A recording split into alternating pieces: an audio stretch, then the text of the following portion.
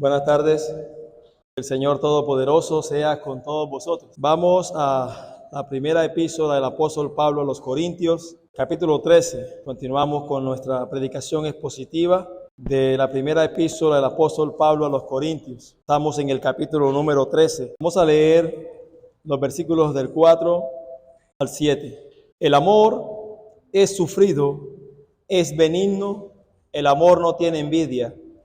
El amor no es jactancioso, no se envanece, no hace nada indebido, no busca lo suyo, no se irrita, no guarda rencor, no se goza de la injusticia, mas se goza de la verdad.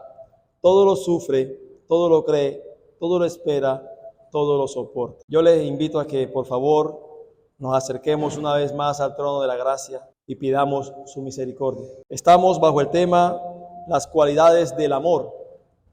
Sería nuestra quinta parte que estaríamos estudiando. Hoy vamos a ver en esta oportunidad una cualidad más, y es el amor no se goza de la injusticia. El amor no se goza de la injusticia. En el versículo 6 del capítulo 13. El amor no se goza de la injusticia, mas se goza de la verdad. Para poder dar un poco más de luz o de claridad con respecto a lo que significa esta oración, el amor no se goza de la injusticia, me ha parecido importante que pudiéramos definir qué significa justicia. Vamos a ver que el amor no se goza en la injusticia. Entonces es necesario definir qué es injusticia bíblicamente hablando. La palabra justicia viene del hebreo sedet y significa simple y sencillamente derechura. Justicia es derecho, derechura, lo cual lleva a la noción de una acción que se conforma a una norma. Es decir, es algo derecho, pero que se conforma a una norma. Y obviamente esta norma es Dios, su palabra santa. Dios es el juez justo y su palabra es justa y santa. Así que esa conformación de esa norma es a las sagradas escrituras, a la verdad de Dios. Un ingrediente básico de la idea del Antiguo Testamento de la justicia es el de la relación tanto entre Dios y el hombre como entre el hombre y hombre. Es la manera como puede estar relacionado el hombre con Dios y el hombre con el otro hombre. Referido a las relaciones entre el hombre, la acción justa es aquella que cumple los requisitos de la relación. Es decir, una relación justa es aquella en la cual está establecida por Dios por medio de su palabra, en la cual deben vivir los hombres. ¿Sí? La palabra del Señor es la que nos determina en la manera como debemos relacionarnos los unos a los otros. Pero en un sentido más general, la justicia promueve el bienestar y la paz de los hombres o la comunidad. Damos gracias al Señor por su justicia y porque nos ha dado una norma por la cual nosotros podemos regirnos en este mundo, porque nos ayuda a poder, en primera instancia, a promover el bienestar.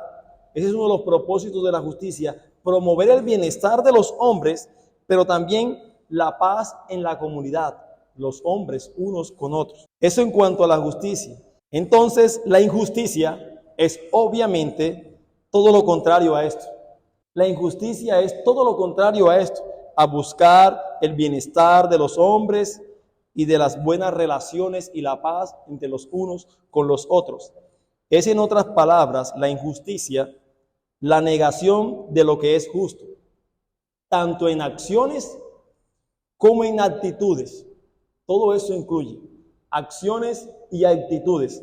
Nuestras actitudes y nuestras acciones deben ser justas, deben ser de acuerdo a la norma establecida por Dios, su santa y bendita palabra. Hermanos, el amor nunca encuentra satisfacción en el pecado. El amor nunca encuentra satisfacción en el pecado, ya sea en el pecado nuestro o en el pecado de los otros. Primera de Juan, capítulo 5, versículo 17 dice: toda injusticia es pecado, pero hay pecado no de muerte. Es decir, amados, que toda injusticia es pecado. La injusticia es un pecado en todas sus formas. Hacer cosas indebidas es ya malo en sí mismo, como veíamos anteriormente.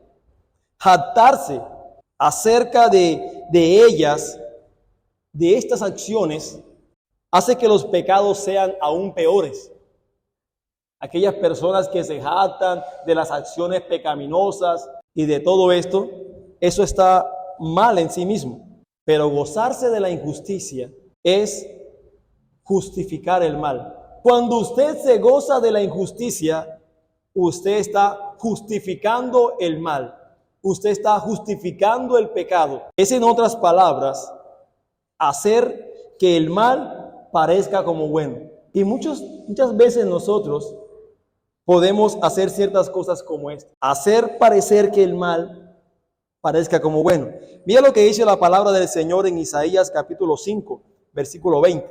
Isaías capítulo 5, versículo 20. Y esto es muy común en nuestra sociedad, tristemente. Lo que dice la palabra del Señor en Isaías capítulo 5, versículo 20. Dice: hay de los que a lo malo dicen bueno, y a lo bueno malo, que hacen de la luz tinieblas y de las tinieblas luz, que ponen lo amargo por dulce y lo dulce por amargo. Comienza con un hay. Y la expresión hay en este texto se emplea como una advertencia o una maldición. Hay de los que a lo malo dicen bueno y a lo bueno malo. Y era esta expresión hay usada por los profetas en el Antiguo Testamento, y era para mostrar una forma o señalar la necesidad que debían tener las personas, el pueblo, en arrepentimiento y un cambio.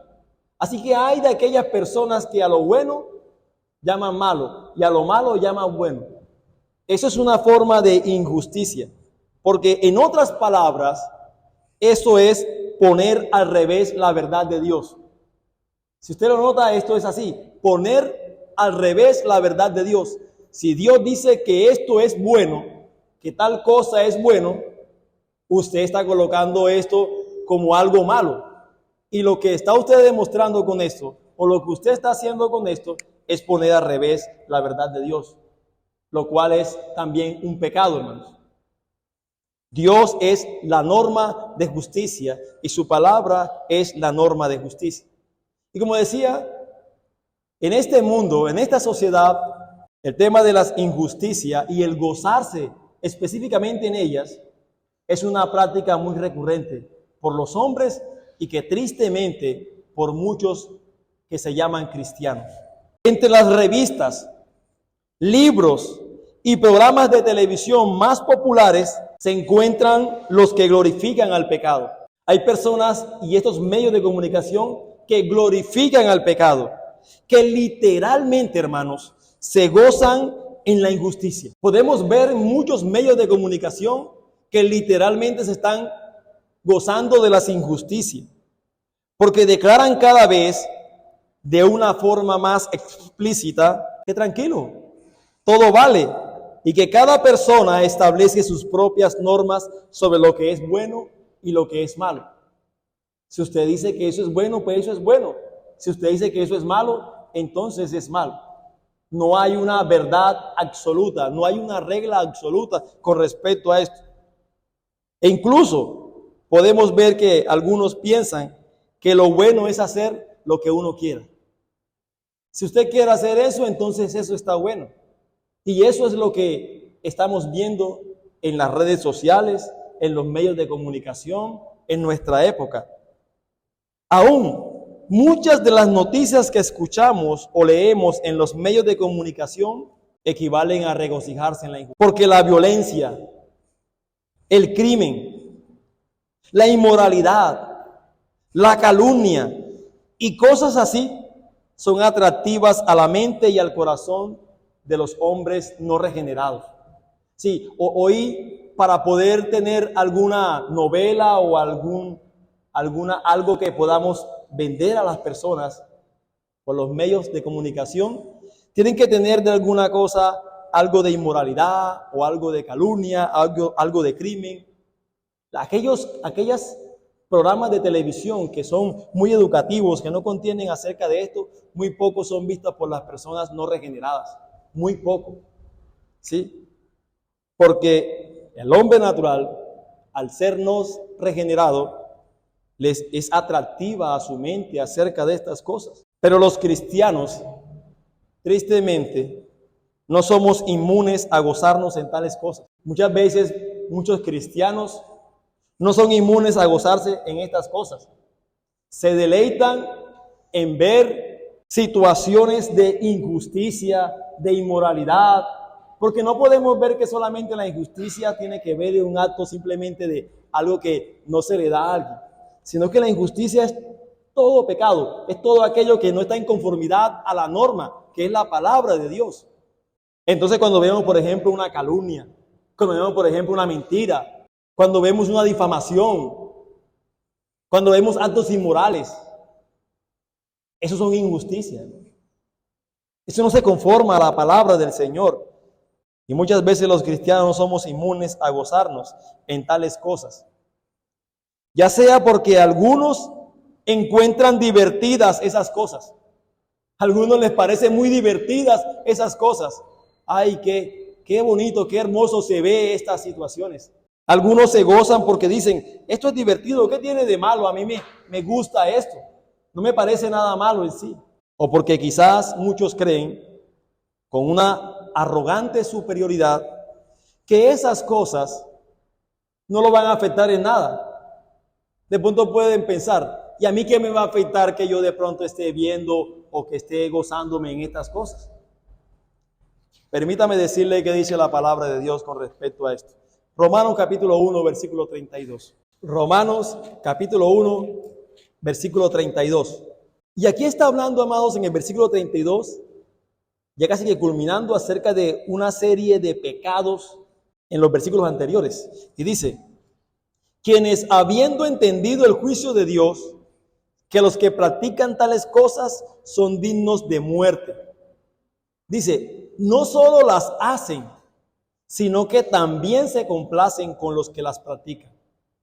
¿Sí ve? Están aquellos que hacen este tipo de cosas, pero también están aquellos que se complacen con los que practican estas cosas. La palabra de Dios nos dice que el amor no se goza en la injusticia. El amor bíblico no se goza en la injusticia, en ninguna manera y en ninguna forma. A veces el gozarse en la injusticia aparece en la forma de esperar que alguien cometa un error o caiga en el pecado. A veces hay personas así, que simple y sencillamente están esperando que alguien se equivoque, que alguien cometa un error o que alguien cometa un pecado, para entonces gozarse en eso. Qué bueno que te haya pasado esto. Está muy bien que te haya pasado esta cosa. Se gozan en los errores y el pecado del otro. Pero gozarse en el pecado es malo, primero que todo, porque es una afrenta contra Dios. Cuando usted se goza del pecado del otro, o cuando usted se goza de la injusticia de otros, incluso de su propio pecado, usted está afrentando a Dios. Primero que todo, es una afrenta contra Dios. Mire, no podemos imaginarnos el que alguien se deleite en una tragedia que le sucede a un amigo o a un ser amado. ¿Usted qué pudiera pensar acerca de esto?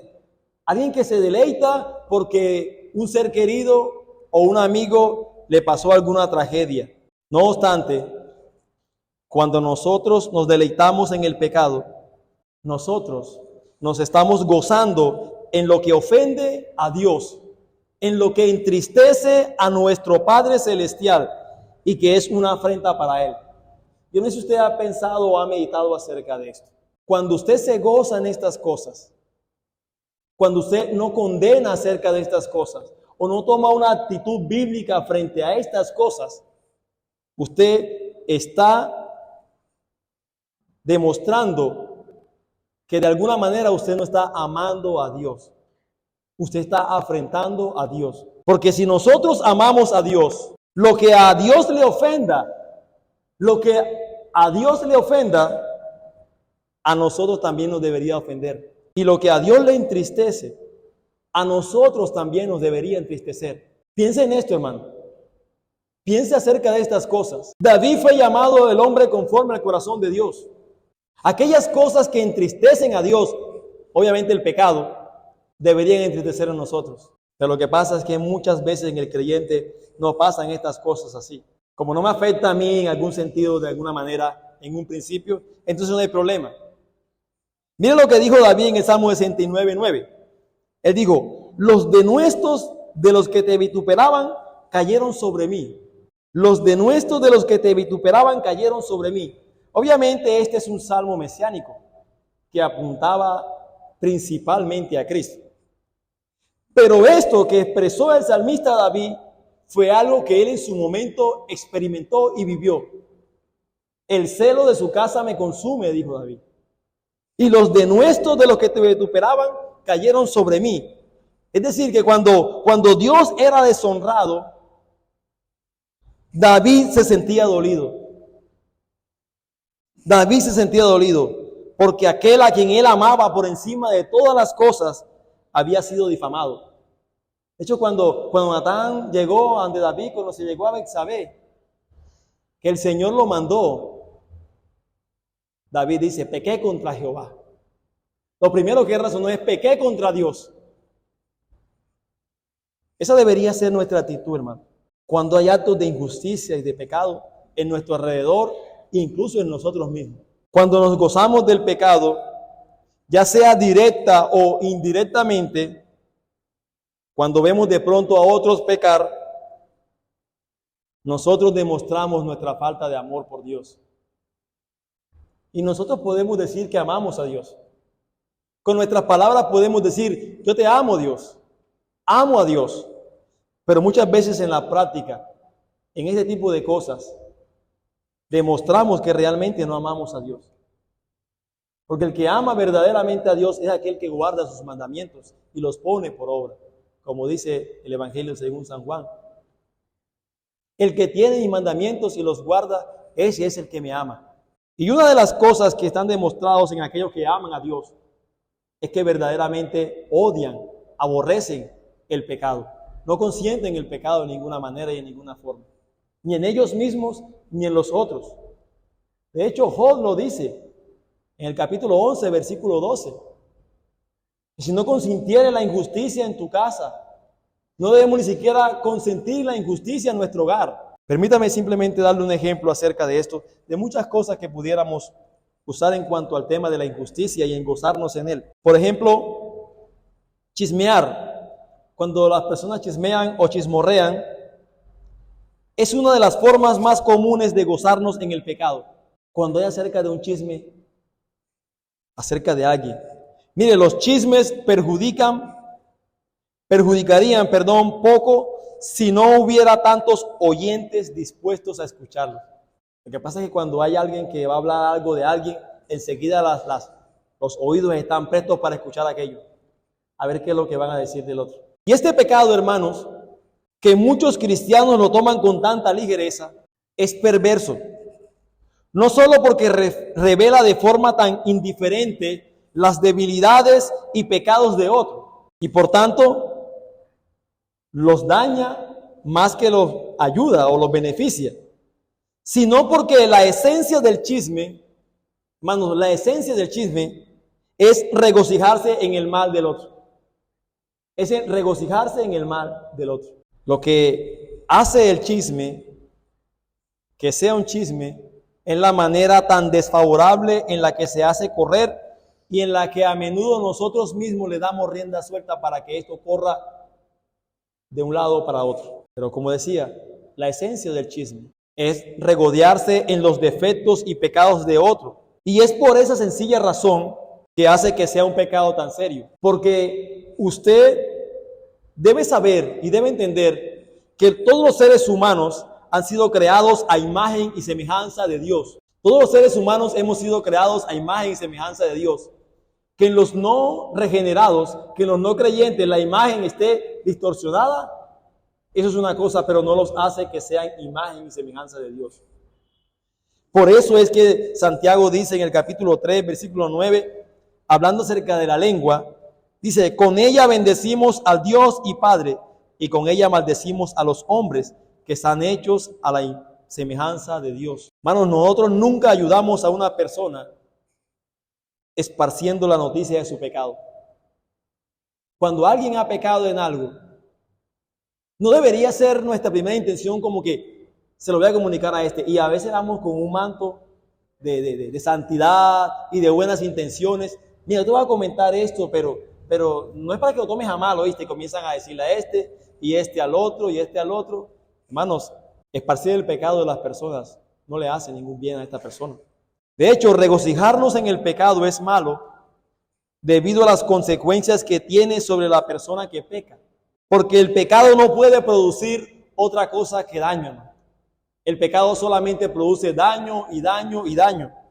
En la persona no salva, en las personas que no creen en el Señor, el pecado es evidencia de que realmente está perdida.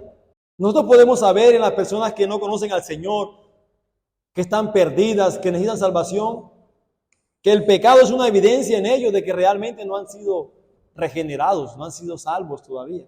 Pero en un creyente, el pecado es la evidencia de su desobediencia. Cuando está manifestando el pecado, cuando se goza en la injusticia, cuando no presta atención acerca de las injusticias propias y de los hombres, está mostrando verdaderamente que es una persona desobediente a Dios y que poco tiene relación con Dios, poco tiene relación con la palabra del Señor.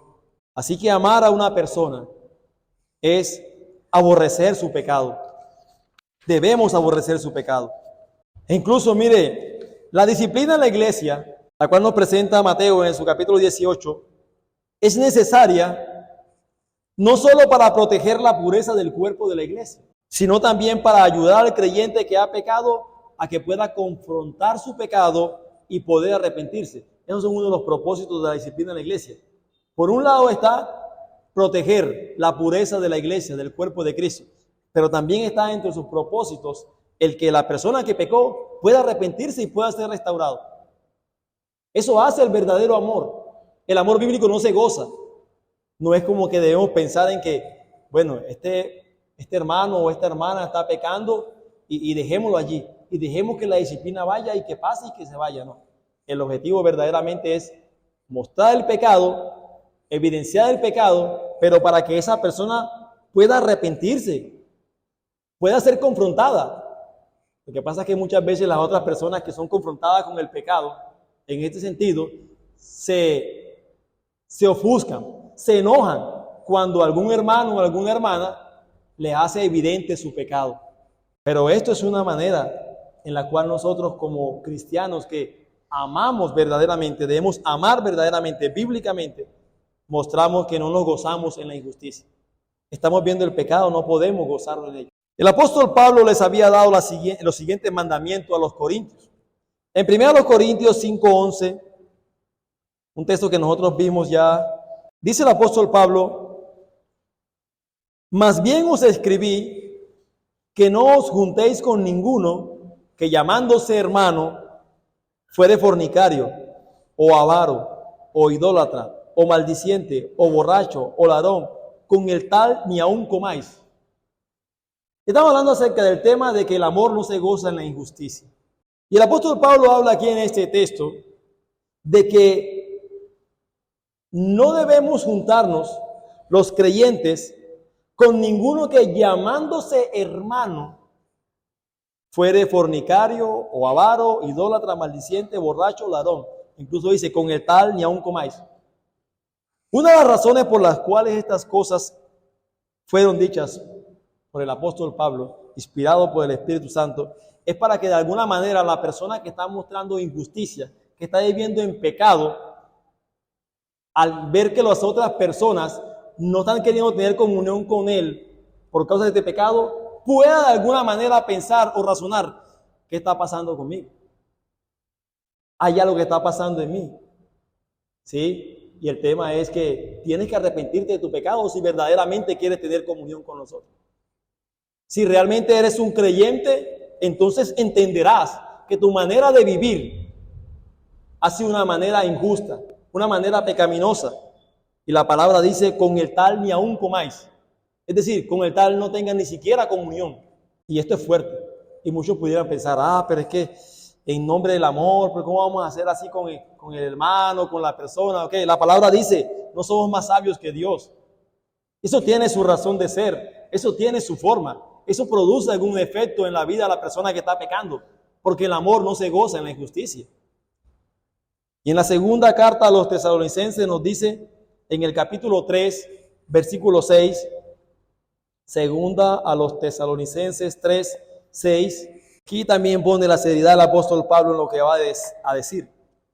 Dice, pero os ordenamos, es una orden, hermanos, en el nombre de nuestro Señor Jesucristo, que os apartéis de todo hermano que ande desordenadamente y no según la enseñanza que recibiste de nosotros. Es una orden, es un mandato, no es una sugerencia.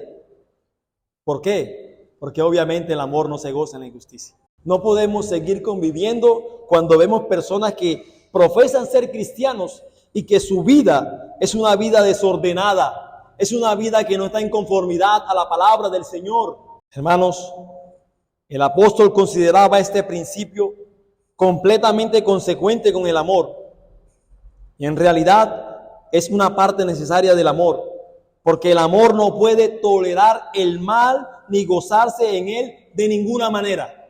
No, porque es mi amigo. Mayormente, porque es mi amigo, tengo que hablar con él y tengo que decirle que está hablando o están dando mal. No están dando conforme a la justicia. Segundo, el amor se goza de la verdad, hermanos. El amor no se goza en la injusticia. El amor se goza de la verdad.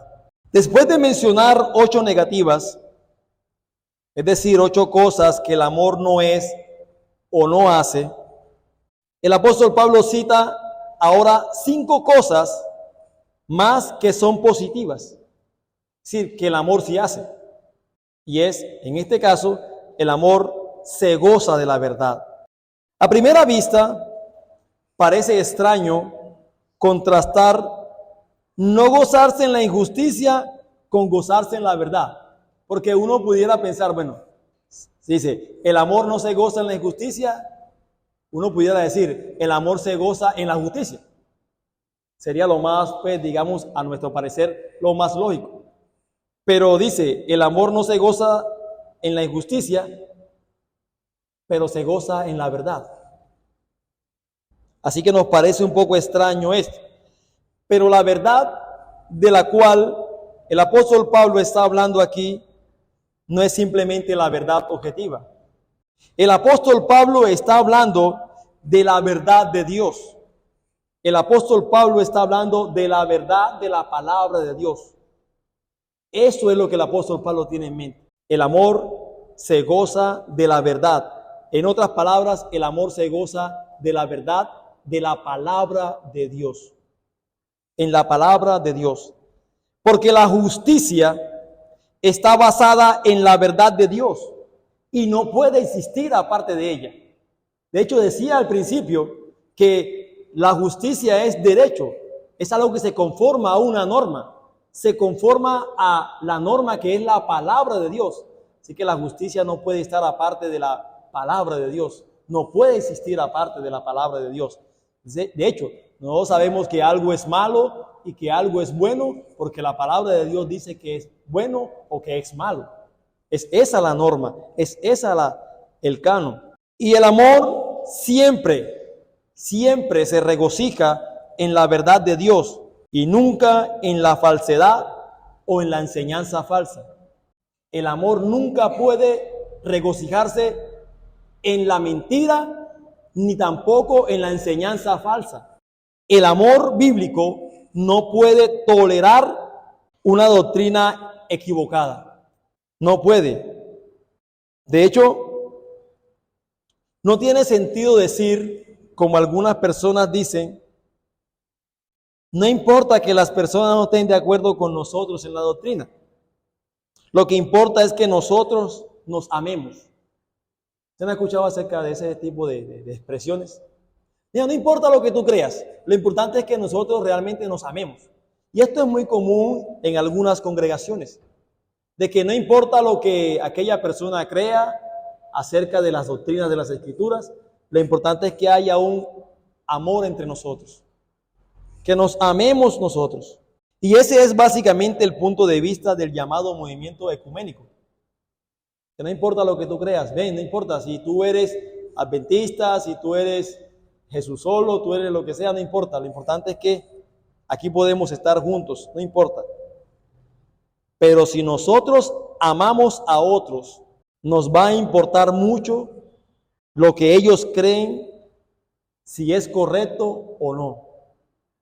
Porque el amor se goza en la verdad. El amor se goza en la verdad. Si es importante mirar y si importa mucho lo que otros creen, si es correcto o no. Porque lo que ellos crean afecta a sus almas. ¿Sí? Según usted vive, según lo que usted cree. Entonces eso afecta a sus almas y afectará lo que ellos creen, su destino eterno e incluso su representación de la voluntad de Dios. Entonces, en consecuencia, eso sí debe interesarnos a nosotros y debe preocuparnos verdaderamente a nosotros en gran medida. No debemos ser de aquellos que no importa lo que crea el otro o la doctrina que éste tenga. Por ejemplo, no importa que esta X persona sea Jesús solo o sea mal llamado testigo de Russell. Hermanos, esto afecta a lo que él crea, afecta a su alma y también afecta el destino de aquellos sobre los que tiene influencia. Porque cuando una persona tiene acerca de unas doctrinas erróneas, contrarias a la verdad de la palabra de Dios, no solamente se afecta a él y su destino eterno, sino a todos aquellos que están a su alrededor. Entonces que nosotros vemos, por ejemplo, de personas que son creyentes en una casa y comienzan a creer acerca de lo que están en su hogar, acerca de eso mismo que esa persona cree. Y así a veces sucede también en el trabajo y en todas las esferas de nuestra vida. Porque lo que nosotros creemos afecta de manera positiva o negativa a las personas que están a nuestro alrededor. Entonces sí importa eso. ¿El amor es consecuente con la amabilidad? Claro que sí. Nosotros debemos ser amables. De hecho, decíamos en lecciones anteriores, el amor no hace nada indebido. Es decir, el amor debe ser amable. Claro que sí. Pero el amor no busca componendas en cuanto a la verdad. No busca rebajar la verdad de la palabra. Comprometer la verdad no es nada bondadoso, hermanos. No es nada bondadoso para aquellos a quienes evitamos al no mantenernos firmes en lo que hemos creído. O sea, muchos piensan que no es que es una manera de mostrar bondad y misericordia al otro. Entonces yo creo esto, pero no importa, vamos a bajarle a esto con tal de yo mostrar misericordia para con el otro. No, hermano. Esa no es la manera de mostrar misericordia y de ser bondadosos con las personas, rebajando la verdad de la palabra de Dios. Mira lo que dice la palabra del Señor, segunda de Juan, versículo 6. Segunda de Juan, versículo 6. Segunda de Juan, versículo 6. Y este es el amor. ¿Qué es el amor, hermanos? Según la palabra de Dios. Que andemos según sus mandamientos. Este es el amor, que andemos según sus mandamientos. Este es el mandamiento, que andéis en amor, como vosotros habéis oído desde el principio. En otras palabras está diciendo el apóstol Juan, conducíos conforme a las leyes de Dios. Condúzcanse conforme a la justicia de Dios, a la norma de Dios. Porque el amor no es contrario a la obediencia a las leyes de Dios, como muchos piensan, sino que más bien se cumple en ella. Si verdaderamente nosotros amamos, bíblicamente tendremos que actuar conforme a la verdad de la palabra de Dios y no podemos rebajar en ninguna manera, en ningún sentido, los estándares de la palabra de Dios. No deberíamos, dice incluso el apóstol Juan aquí, recibir en nuestra casa ni siquiera saludar a la persona que enseña falsedades acerca de la verdad de Dios. Mire, por ejemplo, en el versículo 10 y 11 de este mismo evangelio, de este segunda de Juan. En los versículos 10 y 11 dice: si alguno viene a vosotros y no trae esta doctrina, no le recibáis en casa, ni le digáis bienvenido, porque el que le dice bienvenido participa en sus malas obras. Hermanos, yo creo que nosotros nos ha faltado considerar muy profundamente acerca de estas cosas. Si alguno viene a vosotros y no trae esta doctrina, ¿cuál doctrina, hermano? Es importante que miremos cuál es la doctrina que dice la palabra que si no trae, no deberíamos ni siquiera permitirle que venga a nuestro hogar. Bueno, esa doctrina es la enseñanza acerca de la persona y la obra de Cristo. Cuando una persona o cuando personas se acercan a nosotros que tienen una enseñanza diferente acerca de la persona y de la obra de Cristo que está en la palabra, no debe ser recibido, no debe ser bienvenido, hermano. Mira el versículo 9 de este mismo versículo, de este mismo capítulo. Cualquiera que se extravía y no persevera en la doctrina de Cristo, no tiene a Dios. El que persevera en la doctrina de Cristo, este sí tiene al Padre y al Hijo. Está diciendo claramente que el que no persevera en la doctrina de Cristo no tiene a Dios. En otras palabras, rechazar el evangelio no es una forma alternativa de espiritualidad. No, es que ahorita no sé, vamos a mirar, vamos a considerar, no, hermano. Sino que rechazar el evangelio es una vida sin Dios, porque dice, no tiene a Dios. El que no persevera en la doctrina no tiene a Dios. Hermanos, por muy fuerte que parezca acerca de esto, el amor se goza en la verdad y los cristianos deben incluso negar la hospitalidad básica a los maestros de la herejía. Si sabemos que personas que están enseñando herejías, no debemos permitir ni siquiera que entren o brindarles hospitalidad en nuestras casas. Y ese texto no se refiere a creyentes confundidos o a vecinos no creyentes, no, sino a gente que intencionalmente está buscando propagar la herejía. Personas que intencionalmente saben que esto es así. Nosotros no debemos gozarnos en las doctrinas erróneas que esas personas enseñan, y mucho menos en la manera que viven. El amor se goza en la verdad y nunca en la falsedad o en la injusticia. Pero por otro lado, para terminar, el amor no se enfoca en los errores de otros. El amor no hace una exhibición de ellos para que todo el mundo los vea. El amor sí no ignora la falsedad y la injusticia, eso es verdad. Pero el amor se enfoca en todo lo posible en lo que es verdadero y recto. ¿Hay algo bueno? ¿Hay algo digno de alabanza? En esto pensar. El amor procura gozarse y promover y estimular la justicia, la verdad. Busca lo bueno siempre. El amor bíblico confía en lo bueno y enfatiza lo bueno. Se goza con aquellos que enseñan la verdad y que también viven la verdad. ¿Cuándo fue la última vez que nos hemos gozado por aquellos que enseñan la verdad de Dios y que viven conforme a la verdad de Dios? Qué bueno, nos gozamos porque este hermano nos ha estado enseñando conforme a la verdad de Dios, conforme a las Sagradas Escrituras. El amor se goza en la verdad.